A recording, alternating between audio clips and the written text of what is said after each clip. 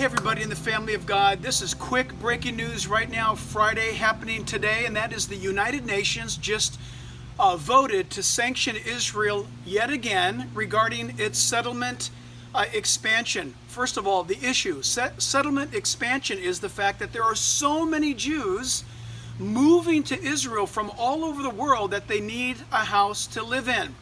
And so, number one, that's an issue that affects the United Nations because, frankly, they don't want Israel to grow and prosper. Number two, the Bible says, read it later, Isaiah chapter 43, beginning at verse 1, Isaiah 43, verse 1, and for that matter, Ezekiel 36 and 37, that in the last days God would speak to his people, draw them around from all the nations of the world, and bring them back into their land, coming back into their land, which they've never been to before. Isn't that amazing?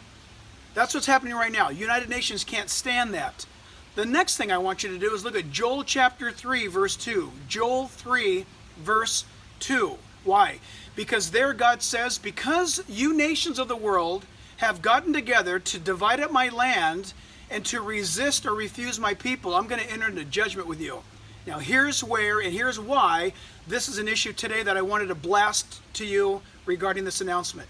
Just moments ago, the United Nations, under the directive of Samantha Power, who works for Barack Obama, announced to the United Nations that the United States would abstain from defending Israel in the vote today to stop Israel from expanding.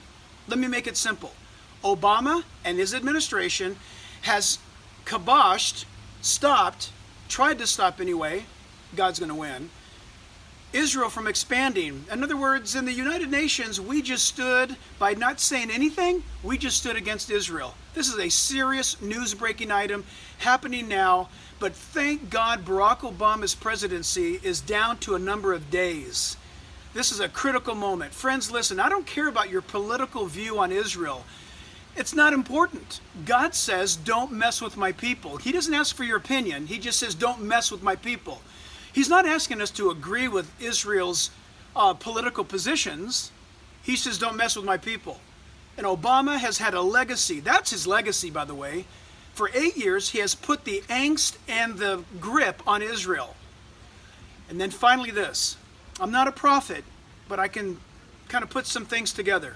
I believe by Barack Obama doing what he did today at the United Nations by stopping Israel, he sided with the United Nations. Why?